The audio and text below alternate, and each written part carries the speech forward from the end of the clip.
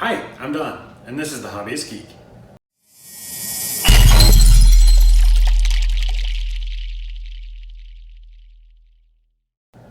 Welcome back, y'all!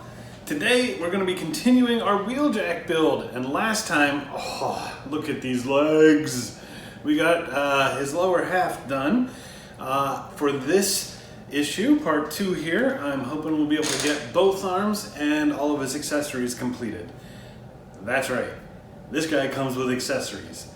3 of them to be precise, that can be added or removed post-build to customize and personalize your display. The accessories are a pistol, his shoulder cannon, and a toolbox, and I can't wait to see what they look like, but that's enough out of me. Let's get into the build.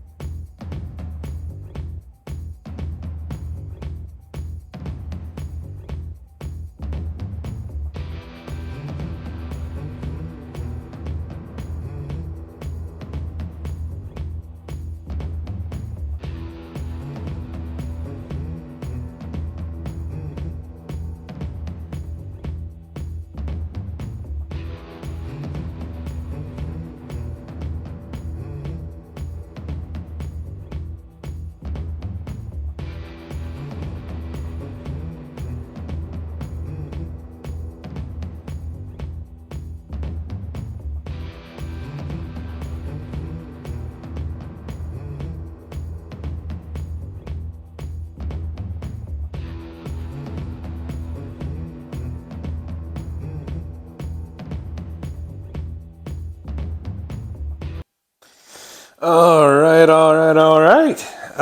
Well, guess I was channeling my inner Matthew McConaughey there, but we are here at the end of stage 2. We have 2 arms, 2 guns, and a toolbox. The arms were fairly simple, and we'll go through those a little bit in detail. These followed along with the rest of the build, and were not that bad. This thing, on the other hand, was an absolute nightmare to put together. The shoulder cannon, medium, and of course the toolbox was nice and easy. Now, to go through some of the detail here, the arms are actually a little bit disappointing. We do have the Autobots logo here on the shin, the forearm, and you know we've got some nice little painted detail here. Little reflective cylinder here, you know, a little bit of color. This piston work is awesome and was actually surprisingly easy to throw together.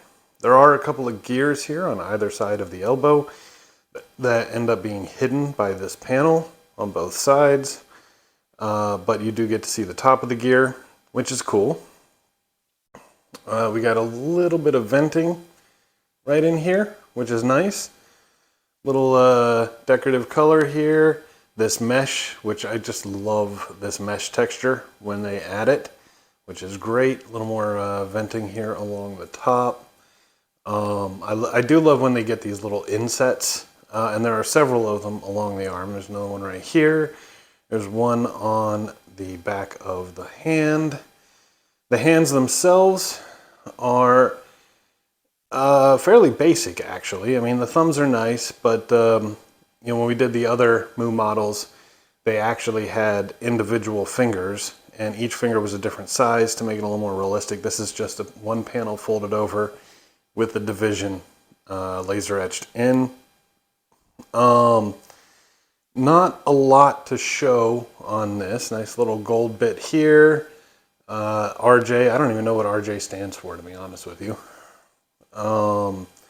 But about as basic as it gets. You do have the magnet here ready for installation on the torso once we've got that completed.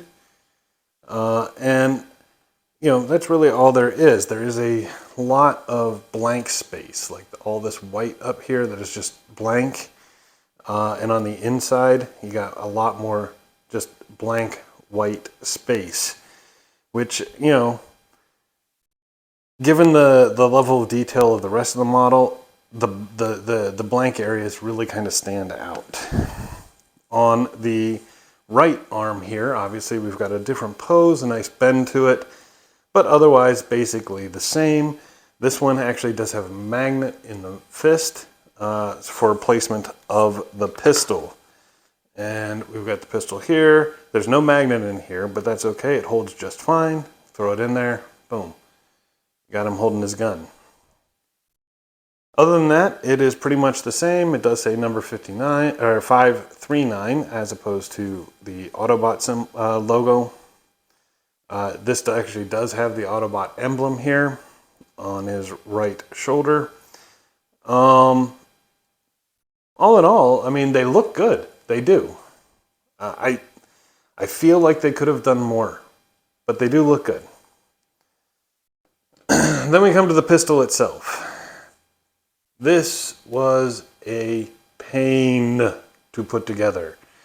As you can see, we've got some gapping down here. It didn't fit together as well as one could hope. There's some more gapping right in there.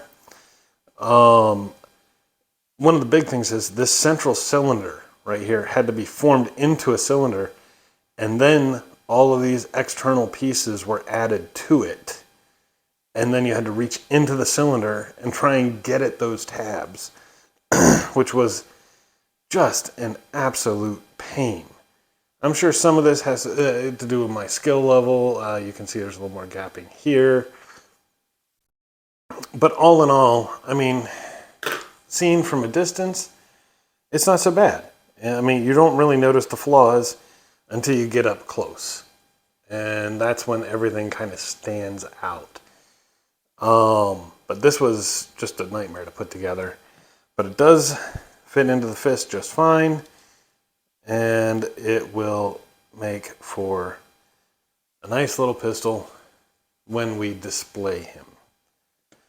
The shoulder cannon, little bit loose. No matter how much I try to get at those tabs, it is a little bit loose, and you have to fold everything up before you can get at those tabs, and then you try to get into this tiny little space in here to get at them, and that's why it's a little bit loose there. But otherwise, I mean, it's not bad. You can tell by the base here is a little bit of an angle, so it'll be angled up just a tad when mounted. It does have tabs on the bottom of it. I don't know if those are coming out on the camera. So it is not magnetically connected to the torso. It will be connected via tabs and just kind of sit on top, but will be removable should you so desire. And then we come to the toolbox. Now this is really just kind of a basic case. There's not a lot to it. You've got a couple of rounded bits right here. Nice little cylinder for an opening here. I believe he had like a little scanner on the front of this, if I remember correctly. Some nice laser etch detail.